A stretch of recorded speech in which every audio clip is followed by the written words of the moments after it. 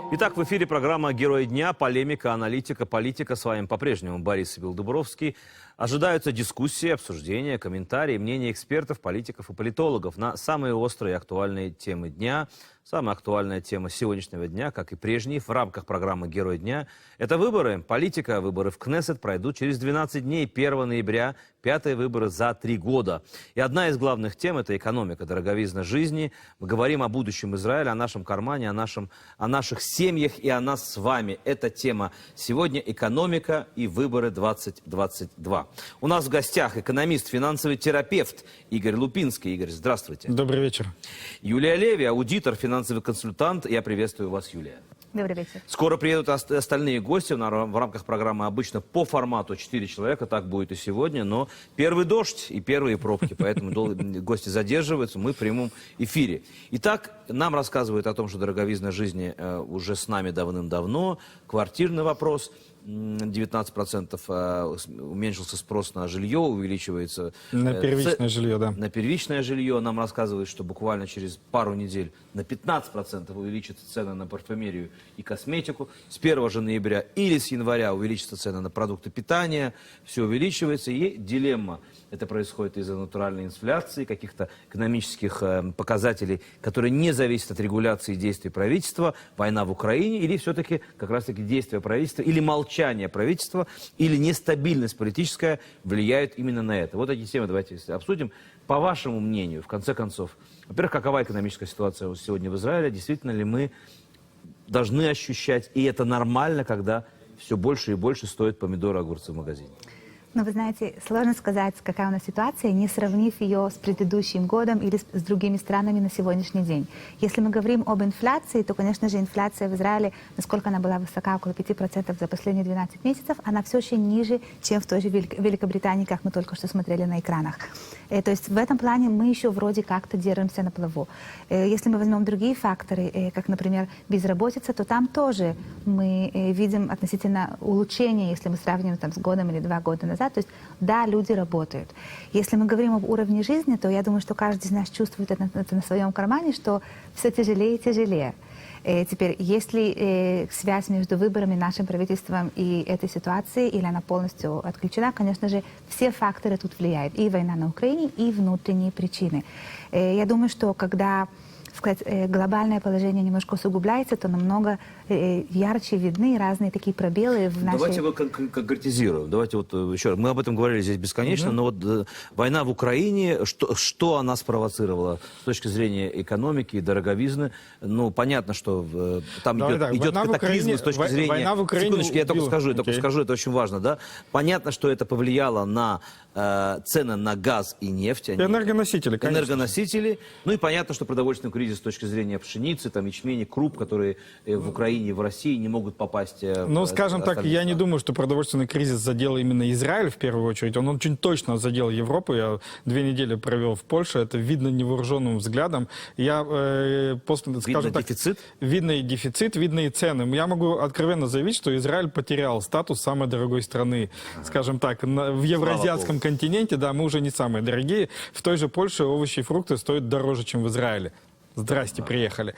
Почему? Потому что, явный поставщик, та же самая Украина, сегодня выключена вообще из продуктовой цепочки. То есть вы это ощущали и видно, это дефицит, дороговизна? Там это дефицита как такового прям нет, но, скажем так, определенные продукты питания, определенные категории, цены резко... А определенные продукты — это крупы, хлеба, булочные изделия? Хлеба не так, это все, что связано с овощами, это все, что связано с крупами, это все, что связано с рыбой, мясо, допустим. Ну, это чисто польская тема, она осталась пока в адекватных размерах. Все, от чего зависит Польша и Европа сегодня? От Восточной Европы, может быть, с точки зрения России и Украины, дефицит, повышение... Естественно, дефицит, повышение цен и так далее. Мы больше всего пострадали, на мой взгляд, именно из-за дороговизны энергоносителей и из-за нарушения огромного количества различных цепочек поставок. То есть, потому что, давайте так, 2 немаленькие страны вообще, в принципе, выключились из экономики, из мировой экономики. Поэтому огромное количество, скажем так, поставщиков, которые которые могли снабжать нас товарами, продуктами по относительно адекватным ценам, ушли с рынка, все остальные, естественно, что сделали? Цены подняли. Понятно, спрос рождает предложение. Поэтому мы в данном случае страдаем исключительно из-за этого. С другой стороны, Юля абсолютно правильно сказала, давайте будем честны, что называется. Давайте посмотрим с точки зрения сравнения. Это как, извините, вспомню КВН, как была израильская, кстати, команда КВН, у них была замечательная шутка, что если всем плохо, но при этом Семену Соломоновичу тоже плохо, то это уже не так уж плохо. Да, мы всегда сравниваем. Вот, да, Всегда все люди говорят, что Израиль, поэтому, говорят, да, там же еще 5% хуже. инфляции Или наоборот. после того, как 15 лет инфляции в стране не было, это не просто беда, это, это ураган какой-то, да, то есть я 15 лет подряд жил при том, что у меня шекель стоил одинаково, и вдруг он стоит как бы дешевле на 5%, и я эти 5% ощущаю, потому что я и так-то жил, если не на грани, то если не в минус, то на грани, и если я жил на грани, то сегодня я гарантированно живу в минус, потому что мне все стоит на 5% дороже. Но я бы не хотел сегодня находиться в той же Польше, где инфляция 17%. Хорошо, но давайте поговорим о том, что действительно произошло с точки зрения цен. Да, потому что мы знаем, что вы говорите про энергоносители, про газ и нефть, они повысились в цене, это подорожал бензин, да, это подорожало все. Это подорожал бензин, и все, что от него влияет. От него, я так понимаю, зависит очень много. Это Если подорожало дорожает все, бензин, подорожал дорожает- газ. Нет, давай Секундочку. так, подорожал газ, подорожали, давай по-простому. Подорожал газ, подорожали удобрения. Подорожали удобрения, подорожало все. Продукты. То есть те бизнесы, которые секундочку, я хочу производят. просто сказать, я только назову, это, о чем говорят сегодня многие. То есть люди должны понимать, что если дорожает бензин, вы говорите про другие нюансы, то дорожает электричество, а если электричество дорожает и вода. То есть все зависит друг от друга. Это Естественно. экономическая цепочка. Да, теперь давайте поймем, что если какой-то потребитель платит чуть больше за электричество или за воду, то он платит чуть больше.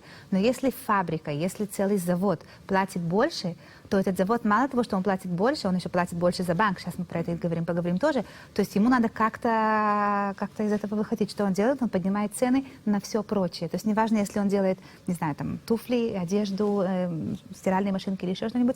То есть все цены поднимаются, потому что те бизнесы, которые должны платить за это повышение цен энергии, они это перекатывают на потребителя. То есть если потребитель, в принципе, почувствовал бы на себе только электричество и воду, то теперь он почувствует и еще другие, так сказать, волны, которые до него, по моему мнению, еще не все Существуют дошли. две базовые вещи, подорожание которых резко влияет на всю картину. Это заработная плата и это энергоносители. Потому что здесь, без энергии невозможно что-либо произвести, и без заработной платы практически невозможно что-либо произвести. То есть очень редкие случаи, когда сотрудников нет вообще. Поэтому как только мы оказываемся в ситуации, когда один из этих двух составляющих дорожает, это сказывается практически, вообще на всем. То есть, Да, но есть еще и налоги. до телевизора. Но есть еще и налоги, давайте поговорим Вот о давайте них. поговорим о налогах с точки зрения политики, потому что сейчас у нас предвыборная ситуация, 12 дней до выборов. И есть два лагеря, я считаю, я предполагаю. Есть правый лагерь, который говорит, надо стимулировать уменьшение бюрократии, стимулировать бизнес, открываться больше. Кто это говорит? Они правильно говорят, по моему мнению. Бизнес Партия надо Ликуд. поддерживать. Партия, я думаю, что в общем, все партии, на самом деле, правого толка говорят, как разрешение экономических проблем и дороговизны жизни, как часть ее, это поощрение, уменьшение монополий, Смотри, регуляции, извини, бюрократии, я не соглашусь. реформа импорта. Нет, я говорю, а вторая сторона, секундочку, Мирав Михаэли, например, партия Авуда, социалистическая партия, и Мерец говорят, что в этот момент, когда страна в сложной ситуации, нужно положить руку в карман и Кому? секундочку, возместить те или иные ущербы. То есть государство должно, приватизация, капитализм, да, национализация, Да, но что социализм. происходит? Я с тобой Это еще Государство- существует сегодня в Я Израиле? сегодня с тобой категорически не согласен. Во-первых, у нас уже давно нет разделения экономического на правое и на левое. Более-менее Ты, есть. Подожди, ты скажешь, В что адженде подожди, ты идеологии скажешь, что партии Авуда, конечно Подожди, же, ты есть. скажешь, что партия НДИ это левая партия. У партии НДИ написано выдать пенсионерам минимальную зарплату. Я не говорю про партию Более- НДИ. стоп, нет, подожди. Я более говорю левая- Да, но есть про лозунги, идеологию которые- правых и идеологию левых. Еще раз. Да, Левая но идеология нет предполагает сегодня. национализацию, помощь Нет государства. сегодня такого. Ты возьмешь любую партию, и у любой партии будет написано левый лозунг и буквально через запятую правый лозунг. Левый лозунг и буквально через запятую правый лозунг. Уже нет такого разделения, что мы только в одном Партия направлении или в другом. Авуда и партия Мерец считают по понятным причинам, по истокам, по идеологии прошлых лет, что государство должно компенсировать и национализировать, помогать, содействовать, в отличие от правых партий, других партий, Вопрос, кому которые надо считают... помогать? Тем, кто не могут помочь самому Вот себе. это вы в таком случае, да. То есть если это пенсионеры, которые им некуда деваться, им надо помогать. Но если мы говорим о молодежи, если мы говорим о бизнесе, о средних и малых бизнесах, которым надо немножко поддержать, и они попрут вперед и возьмутся за собой еще многих рабочих, я считаю, что в этом случае надо разделять, кому надо помогать и когда ему надо помогать. Потому что самое главное, по моему мнению, в стране, которая функционирует, это именно помочь тем, кто может стать на ноги сам. Иначе ему придется поддерживать всю страну, и это к тому То есть вы говорите про помощь слабым слоям населения? Я говорю, что я считаю, что надо, да, помогать слабым слоям населения, укрепнуть. Но как это сделать? Если это пенсионеры, если это люди, которые на самом деле иначе как дать деньги нельзя помочь, то это да. Но если мы говорим про молодежь, которой нужно помочь с профессиональными квалификацией, которой нужно помочь с квартирами, которым нужно помочь с налогами, которые мы платим на очень высоком уровне, кстати, в сравнении. Может быть, в Израиле и не платят налоги так много, как в других странах. Мы платим так же, как в Германии, но в Израиле мы не получаем нормальное образование, мы не получаем нормальную, инфраструктуру, чтобы даже транспорт мы не получаем. То есть мы платим, может быть, так же, как и они, но получаем взамен намного меньше. Хорошо, но давайте Поэтому коснемся... уровень жизни у нас намного ниже, чем... Понятно. Я, говоря о том, хочу связать все-таки с политикой эту историю, если уже я еще раз конкретизирую тебе, Игорь, то мы помним эти моменты, когда правая идеология, неважно, правые партии, я не хочу даже называть их названия, сегодня предвыборный период, да, приватизация. Мы говорили о том, чтобы у нас одна электрическая компания, должно быть больше, чтобы не было монополии. Секундочку, чтобы была конкуренция. Помните вопрос экономического? Хеврат Хашмаль у нас всего лишь одна, а другой нет, и поэтому там нет регуляции, контроля. Они назначают говорят, что хотят. Они говорят, что хотят. Говорили о приватизации почтового отделения, о приватизации компании «Эляль», которая, да, произошла, о приватизации «Эгида». Это вот одна ситуация, при которой другая ситуация... обратное говорит наоборот, нужна поддержка государства, национализация, контроль, регуляция. Отвечая на твой вопрос, Так. хочу несколько моментов уточнить. У нас очень веселые выборы сейчас происходят, окей? Это личное мое мнение, я сейчас никого не буду ни за кого агитировать, я просто хочу обратить внимание на моменты. Я сегодня специально готовился к эфиру, вот прям 12 дней до выборов, я перешерстил интернет, я зашел на сайты всех партий. Так. Всех. У 2 партий есть программа.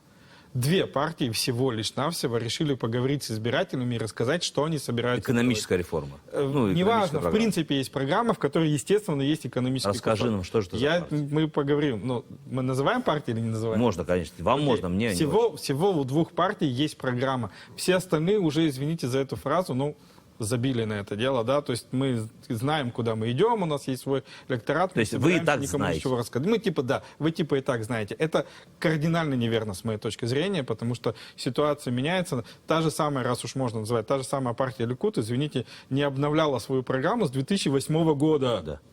У нас сейчас 2022. Это последнее издание, которое было в 2008. Это то, что я Они были партия власти именно с этого года, очень долгие годы. Естественно, поэтому как бы и не надо было, окей? И я с тобой опять-таки поспорю, сегодня нет такого толка, что вот мы только за это или мы только за это. Та же партия Авода, чтобы она не заявляла... Все более-менее то же самое. Хорошо, если сегодня... с приватизациями и голосовала за приватизации, да? И те же самые условно-политические правые партии, как НДИ или тот же самый Ликуд, заявляют о том, что давайте раздавать деньги социально слабым слоям населения, каждый ратует за свой. То есть сегодня экономические параметры, критерии, идеология более-менее похожи. Все хотят, чтобы все хорошо жили, все хотят помогать слабым слоям населения, дать пенсионерам, и нет никакого различия с точки зрения... Практически никакого нет. Вопрос, на какой сектор та или иная партия обращает свое внимание.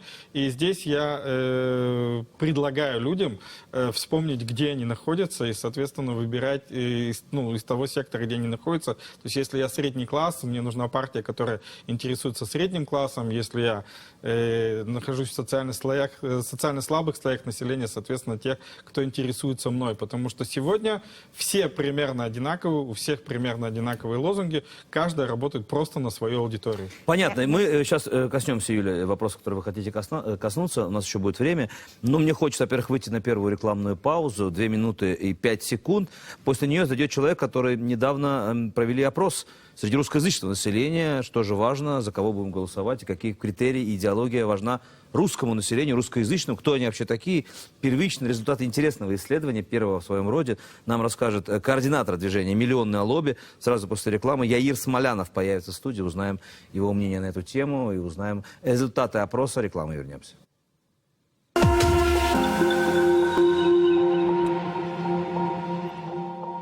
Мы продолжаем. Это «Герой дня». Первое масштабное исследование опроса провело движение «Миллионное лобби», которое отвечает за защиту прав русскоязычного населения в Израиле.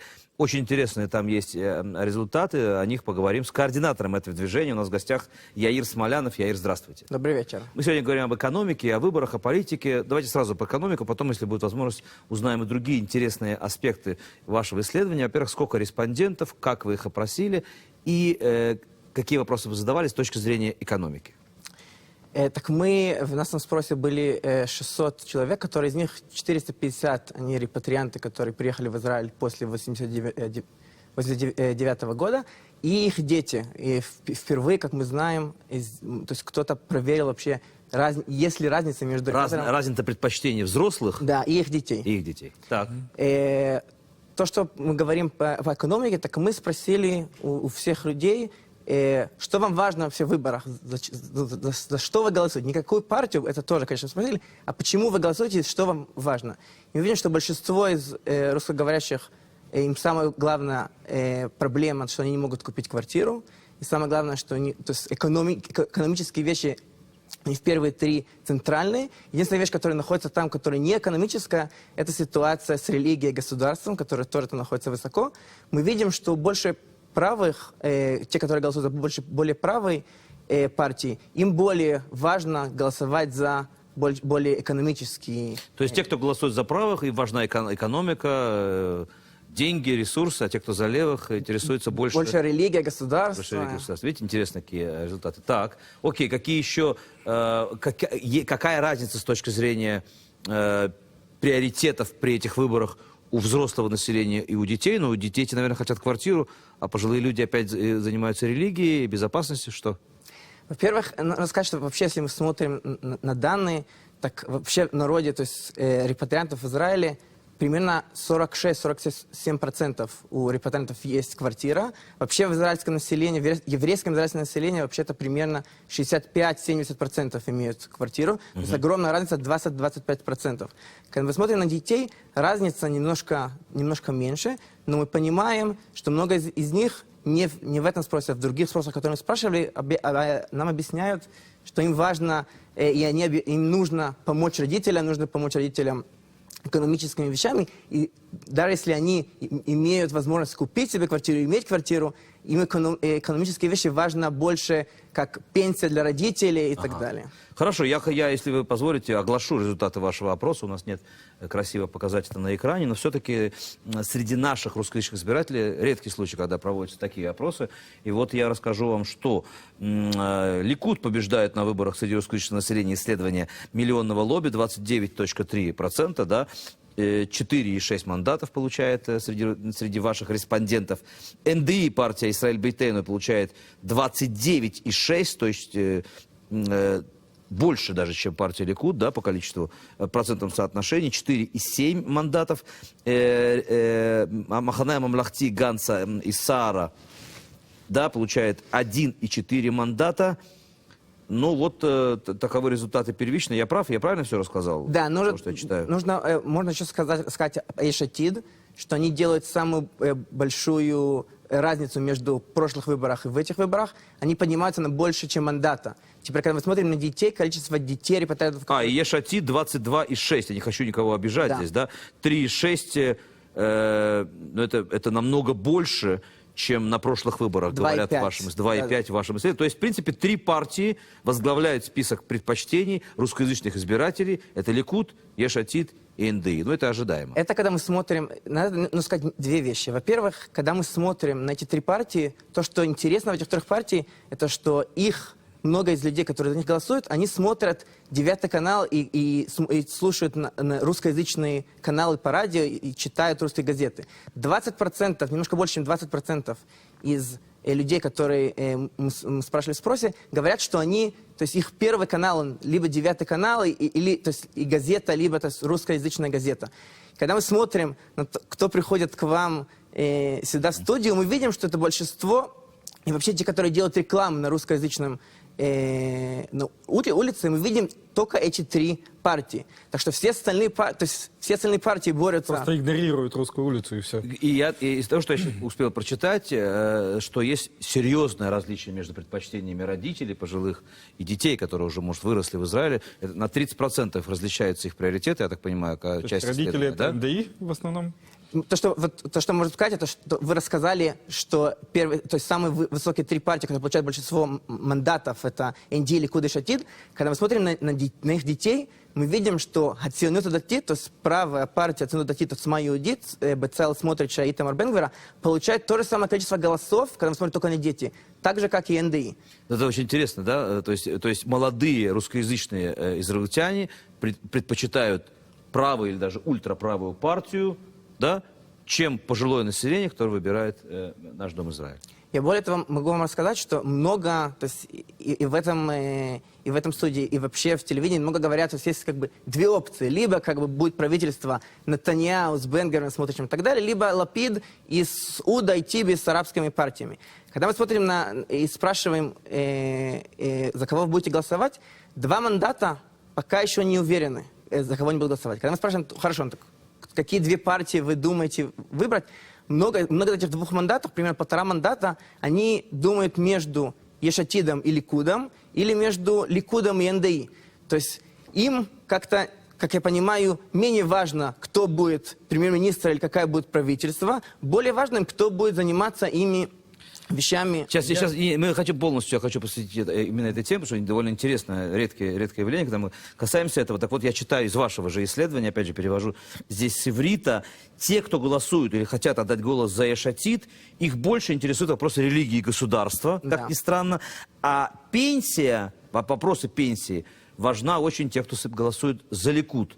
Те, кто голосует за наш Дом Израиль, в равном порядке интересуются как пенсией, так и вопросами религии и государства. Правильно я сказал?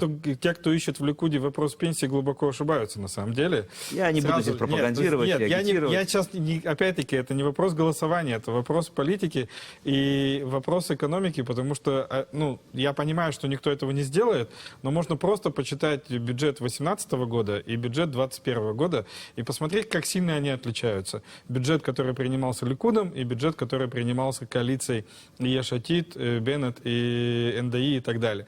Поэтому сразу могу сказать, что те, кто ищет в Ликуде пенсию, они в этом вопросе глубоко ошибаются. И, в принципе, опять-таки, вот этот вопрос «я за правую партию, потому что там одна экономика, а я за левую партию, потому что там другая экономика», извините, это ерундистика, потому что, когда мы голосуем за Ликуд, который как бы правая партия, и вроде как правая экономика, все почему-то забывают, что вместе с ним приходят религиозные, левее экономики, у которых нет. То есть, как только мы голосуем за Ликуд, извините, мы тут же голосуем за левую экономику. А когда мы голосуем за тот же самый Ешатид, который занимает центристскую позицию, естественно, там будут левые партии точно так же в коалиции, поэтому экономика тоже будет центристско-левая, скорее всего. Соответственно, еще раз, сегодня нет вот такого «я ткнул пальцем и получил именно тот результат, который хотел».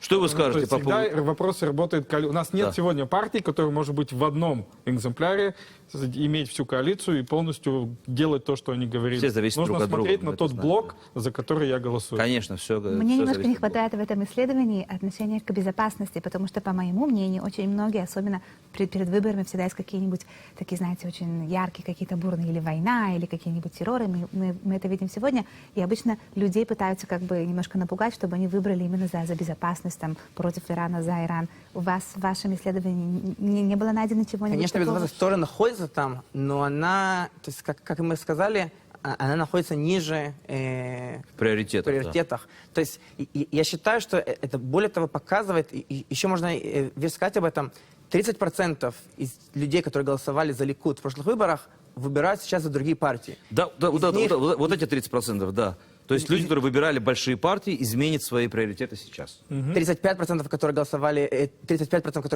из Ешатид, тоже меняют партию. То есть даже иногда, но даже находится ровно, то есть примерно 10% из тех, которые голосовали Ликуд, сейчас будут голосовать НДИ, и 6% тех, которые голосовали НДИ, будут голосовать Ликуд. То есть разница, она небольшая, то есть в конце... Понятно. Основной вывод, что Еш Атид и Циунут Датид поднимаются, усиливают свои позиции, а Байт Иуди, Аелет Шакет и партия Авуда, может быть, имеется в виду и Мерец тоже, практически стираются с точки зрения приоритетов среди русскоязычных израильтян.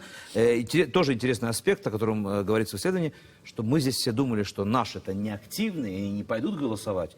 90% собираются влиять на будущее страны. Это 90%, которые сказали, что они уверены, что будут голосовать. Еще примерно 5% думают, будут ли голосовать. Но это проценты намного вообще больше, чем населения это ожидали. 67-68% в еврейском да, народе. что называется, можно давайте еще поживем, вопрос? увидим. Вот это исследование, которое вы делали, вы спрашивали, с какого населения, то есть если это слабое население, если это среднее население, если это люди, которые... Имеется в виду экономические то есть в показатели, плане, заработок. кто будет голосовать больше за экономику? Те, кто относится к слабому населению, или те, кто борется, кстати, Мы это спрашивали, где они живут, и возраст. Мы не нашли, то есть... Никакой связи? Никакой связи, то есть... Социальным положением семьи, да? Очень, то есть сильной связи никакие не нашли. Еще одну вещь об этом спросе я хочу вам рассказать. Мы спросили два вопроса. Во-первых, как вы думаете, то есть как вы считаете себя, считаете ли вы себя евреи? И Вот об этом вопросе сейчас поговорим после рекламы. У нас сейчас еще один рекламный блок, мы должны заинтересовать и заинтриговать нашего зрителя и вопросом, кто считает себя евреем, и вопросом того, какие экономические партии будут представлены в сегодняшнем голосовании. Это одна из партий называется «Новые предприниматели». Не знаю, знаете ли вы о такой партии. Сейчас узнаете, потому что сюда придет сразу после рекламы предприниматель и член партии «Новые предприниматели» Борис Плетнев расскажет о платформе своей партии рекламы. И вернемся 1,5 минуты, и мы вновь с вами.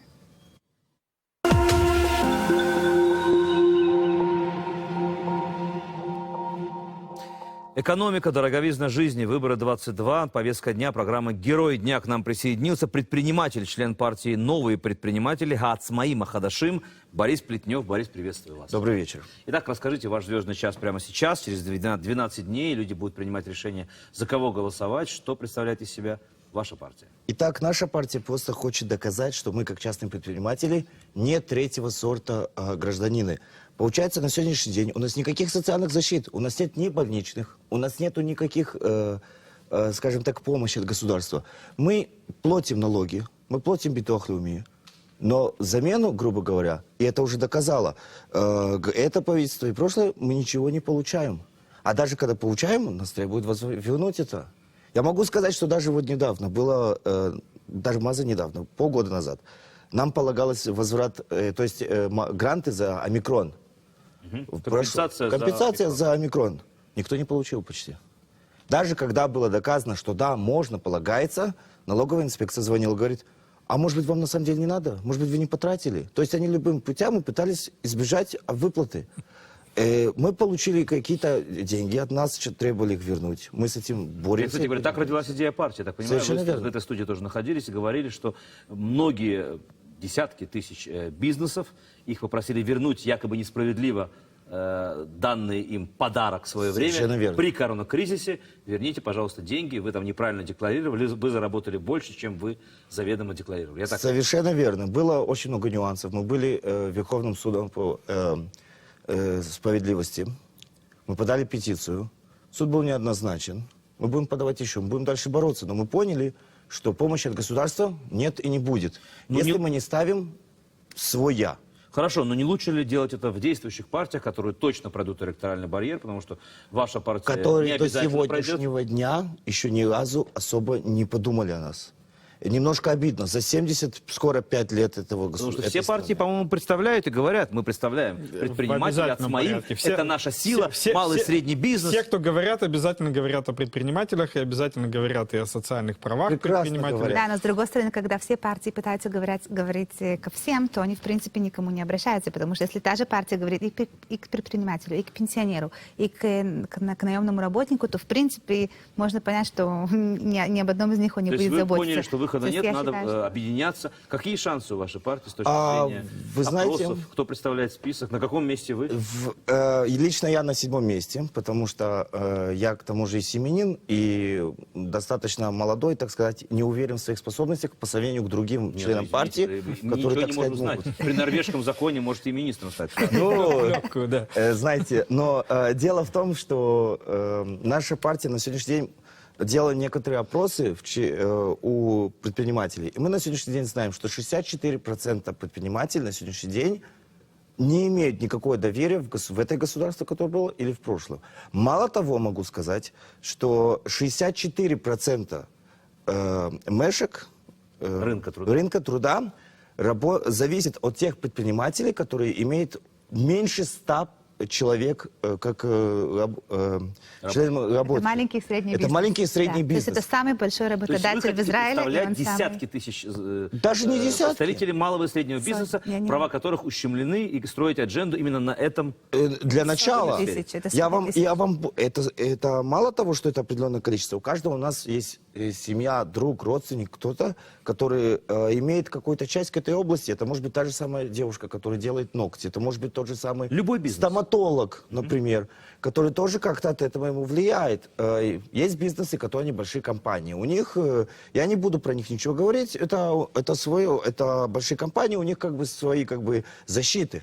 Например, Я считаю, что о них, да, надо поговорить, это потому что это большие компании, которые практически не платят налоги, которые получают кучу льгот, и которые, как бы, если мы сравним их... Юль, вы часть- считаете, что права от моим, так называемым, предпринимателей ущемлены и нет возможности? 100%. Никто им действительно Это- годами не занимается, потому что говорят о пособии по безработице, вот вам коронакризис. Об этом говорят, но- об этом говорят, но на это Я никто сейчас ничего- непопулярную выскажу идею. Я Так. не считаю, что у нас есть прям усугубление, ну, как бы ограничения в правах для предпринимателей. Я считаю, что у нас действительно в стране не хватает четкой налоговой и экономической программы поддержки малого предпринимательства. Приезжают предприниматели из разных стран в Израиль и охреневают, извините, потому что от того, какие у них есть возможности на старте, на начальных этапах в других странах, и какие есть возможности в Израиле, а они равняются нулю практически. Не только на начальном Вот, этапе, да, на всех да, этапах. да, я и говорю, Потому что с них доят как можно больше налогов, которые потом идут не туда. возможности практически нулевые. Вот. И это действительно очень серьезное положение. И мы удивительная страна во многих областях, и в том числе в области предпринимательства. То есть у нас все предпринимательство развивается не благодаря, а вопреки. Но я не согласен с тем, что у нас есть социальные какие-то проблемы у предпринимателей, но вот налоговые, экономические и финансовые, да, за это можно было бы побороться. я хочу не согласиться с вами, поскольку я дам себя в пример. Я в начале сентября очень сильно заболел, простыл. 2 недели сидел дома. Больничных нет, Больничных компенсации нет. Компенсации нету, ничего не могу сделать. А потом праздники. А налоги надо Но вы же налоги изначально, надо платить. но вы же изначально Вот. знали, на что идете с точки Что я зрения заболею. выбора Нет, своей профессии, нет, открытия бизнеса, нет, вот здесь- зная о том, что вот при коронакризисе мы сделали выводы, говорили, что человек должен обезопасить себя, страховать себя. Здесь в подобной стоп, ситуации. здесь стоп. Я очень хочу уйти от этого перекоса. Надо помнить, что предприниматель в первую очередь работодатель. Окей? Предприниматель и работодатель. Я не знаю ни одного работодателя ни в одной стране, у которого есть больничный. Больничный — это фактор работника. Предприниматель является работодателем, Есть который на секундочку нанял одного, как только он стал работодателем, он взял и параллельно нанял одного человека к себе на работу. Я люблю шутить у себя в школе, что у любого предпринимателя легкая биполярка сразу же в момент оформления бизнеса. Потому что он и работодатель, и работник, и в первую очередь он, к сожалению, для себя работодатель. Но он платит Поэтому больше, чем работник, с точки зрения получает ничего. социальных проблем, это одна история. А вот с точки зрения поддержки работодателя, у которого возможны проблемы с работниками и в первую очередь с самим собой, вот это уже совсем другая история. Это палка двух концов, потому что, с одной стороны, понятие частный предприниматель делится на очень многие виды. Есть то, что называется «Алсек-Патур». Кстати, здесь своя проблема. Это только предприниматель, который зарабатывает меньше 100 тысяч и заходит под определенную категорию. Они могут именно зарабатывать до 100 тысяч, не требуя НДС. И у них тогда годовой налог всего лишь навсего. Мы один из вещей, которые мы хотим сделать, это поднять эту сумму на 150. Потому что такое 100 тысяч в год? Почему не 300, например? Простите, что? Почему не 300? Почему Потому не... что НДС хочет свою долю. НДС тоже хочет кушать, я все понимаю. Но другая вещь, это есть то, что называется ОСЭК Мурше. А есть еще, это предприниматели, которые, да, берут НДС и, да, выплачивают. И есть то, что называется Хеврабам, и компании, ну и так далее, и так далее. Дело в том, что есть некая еще часть, которая называется анафамикцотахувшим, то есть это, это часть Свободной профессии. профессии. Эти профессии обязаны быть муршим, даже если они не доходят до 150 тысяч. Даже если они делают 80 тысяч, по закону они обязаны. В них в этих профессиях есть куча проблем. Никто не открывал эти законы, и никто не занимался им уже очень много лет. Все, делаем паузу, друзья. Игорь, 60 спасибо большое. всего-навсего. Игорь, спасибо большое. Можно долго говорить. У нас в гостях еще Яир Смолянов. Там еще есть интересные аспекты исследования. И вообще работа с политиками. Я знаю, что вы работаете с политиками, встречаетесь, берете у них обещания, проверяете, исполнили они их или нет. Очень интересно поговорить и про русский голос, друзья, про наших предпринимателей, именно про наших, про новых репатриантов, про старожилов. Выборы и русский голос. Сразу после рекламы эту тему обсуждаем. Минута 52. Возвращайтесь к нам.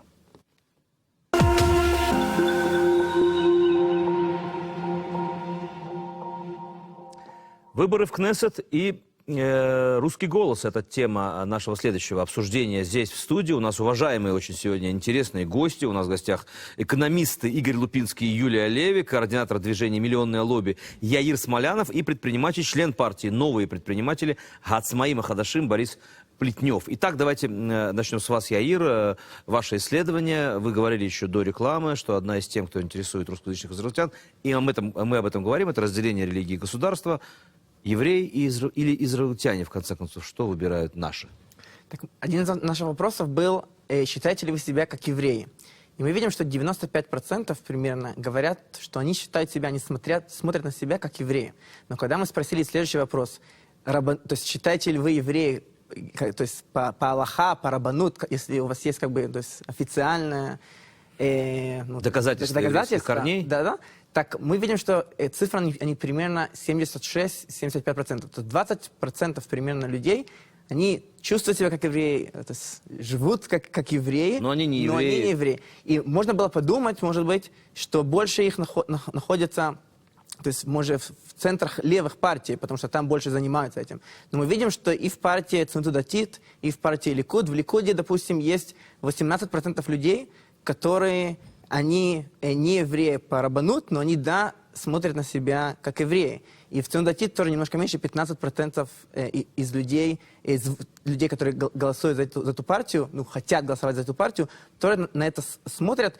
У нас вчера была встреча с двумя представителями, то есть Юлия Малиновская с НДИ и Амита Леви, который, может быть, будет, он был в прошлых, у Ликуда он был в прошлом, в позапрошлых выборах он выбрался, и сейчас он тоже на 36-м месте. И такое противостояние двух партий, за которые дают большинство голосов наши русскоязычные избиратели, Ликуд и НДИ, так, что интересного? И мы разговаривали о вопросах, о хокашвут, мы разговаривали о законовозвращении, мы разговаривали о свадьбе. Сейчас ведь произошло новое решение, что можно в Зуме делать свадьбы, и как бы свадьба как бы в Юте, но ты считаешь... суд заставил МВД принимать свадьбы за границей американского штата, который делает брак по Зуму. Да. И один из интересных вещей, допустим, в этой вещи, что много людей, много партий, разговор, он, то есть как бы либо право, либо лево. То есть мы все евреи, мы обязаны быть евреи, только если наша мать, она еврея, и либо, то есть как бы, почему, давай не только наши, почему только внуки, давай правнуки, то есть какая разница? То есть как изменить закон возвращения? Ужесточить его, да, вот прекратить репатриацию внуков евреев, или наоборот, расширить его и, как говорят иногда правые религиозные партии, обнять и другую часть еврейского народа, несмотря на то, что они далеки от еврейства и иудаизма? Я могу сказать, что много из встречи, и вчерашняя встреча тоже, мы видим, что много из членов Кнессета, они вообще об этом, то есть, не знают, не понимают. И, к сожалению, им это не интересно. Вот именно интересно, это вопрос, пока мы показываем спрос, показывать, что есть люди, которые это им важно. И если вы скажете, и не только скажете, а еще даже сделаете что-то об этом, так, то есть получите голос. То есть это доказывает то, что у нас есть свои специфические проблемы, так или иначе, еврейство, нееврейство, олицетворение связи с еврейским государством, с религией, чего даже ивритоговорящие сабры, политики даже не думают, у них даже не появляется такой мысли. Это доказывает то, что у нас есть свои проблемы. У нас есть политическая болезнь сегодня, когда люди, которые сегодня находятся у власти в Кнессете, вообще не думают вперед, к большому сожалению. Особенно последние, как ты сказал, у нас 5-й выборы за 3 года. То есть какие долгоидущие планы, какие дальние программы. Я там в Кнессете нахожусь, дай бог, на полгода, мне надо сейчас засветиться, сейчас что-нибудь продержаться. сделать, сейчас отметиться в средствах массовой информации, сейчас поставить какую-то галочку и все. Никто уже давно, к сожалению, не занимается какими-то длительными проектами, серьезными программами на перспективу. Поэтому мы живем в стране без перспектив. Хорошо, вы экономисты, давайте поговорим про экономику. И наш голос действительно отличается ли, правильно ли утверждение о том, что у пенсионеров желание пополнить свой капитал за счет государственных каких-то облигаций, вложений, увеличения пенсионных стипендий, кицват-зикнат, пособия по старости, об этом говорят пенсионеры, а молодые хотят купить квартиру. Это вот 2 основных параметра, которые идентичны коренным израильтянам, или это наши какие-то? Отличаются. Причем это, с моей точки зрения, как раз-таки вот такая иллюзия. То есть русскоязычный избиратель считается правым избирателем, но если спросить, то экономические вопросы все левые. То есть мы хотим пособия родителям и льготы, то есть государственные льготы на жилье. Это максимально левая, что называется, программа. Или вот больничная или тому подобное. Тоже максимально левая история. То есть мы вроде как правые, вроде как выбираем правые партии, но нам очень хочется левой экономической программы. Я скажу, многие партии на русской улице, понятно, что наш Дом Израиля там точно находится, то на русской улице, обращаясь к пенсионерам, говорят, что надо увеличить пособие по старости. Значит ли это, что это важно нашим пенсионерам, а всем остальным это не важно? Это не то, чтобы им это не так важно, но я считаю, что наши пенсионеры, они более, так сказать, более хрупкие. То есть у них нет того пенсионного фонда, который есть у коренных израильтян. Поэтому, да, есть тот фактор, что молодое поколение должно более поддерживать больше... То есть вот она наша проблема, наши родители, бабушки и дедушки, одна из наших проблем. Но тем не менее, если мы посмотрим вокруг нас, мы видим, что, по крайней мере, мое поколение, которое выросло тут, когда я приехала ребенком, это люди, которые, в принципе, по моему мнению, не отличаются ничем от коренных израильтян. Я пошла в тот же университет, была в той же армии, открывает так же бизнес, как мой сосед. То есть я считаю, что это не только левые, это и правые. Но я говорю о том, что дайте нам работать, не мешайте, не надо душить нас налогами, дайте нам продвинуться. То есть, как вы сказали, несмотря на все, мы продвигаемся. Поэтому я считаю, что именно надо поддерживать предпринимателей, надо поддерживать молодежь, которая может помочь и себе, и своим родителям. То есть нужно стимулировать людей идти на работу, а не говорить, давайте подарим. Надо дать людям стипендии. возможность, надо дать нормальное образование, надо дать какие-то профессиональные курсы, надо дать нормальный транспорт, надо дать людям возможность поднять. Иначе будет так, что будут доить предпринимателей, все эти деньги будут уходить на слабые слои населения, которые не будут... Которые будут становиться еще слабее. Да, поэтому тут надо сделать какую-то такую форму, которая будет работать на будущее, потому что население Израиля растет. То есть если мы посмотрим в среднем, количество людей в средней семье это 2-3. То есть через 20-30 лет нас будет в 2 раза больше. И если мы сейчас не поможем молодежи, детям подняться, то они потом смогут... Это понятно. Секундочку, Яир, последнее слово. Борис Плетнев, у вас есть 1,5 минуты. Отличаются ли проблемы русскоязычных или новых репатриантов, предпринимателей от других? Или это общая проблема? Я вам хочу сказать, что русскоговорящие, скажем так, население Израиля страдает от них немножко хуже, потому что с точки зрения финансовой, с точки зрения пенсионной, как они получают, у человека, у репатрианта, который не работал 30 лет, потому что он приехал чуть позже, он работал 10 лет у него никогда не будет та же самая пенсия. С другой стороны, и никогда не будет те же самые льготы.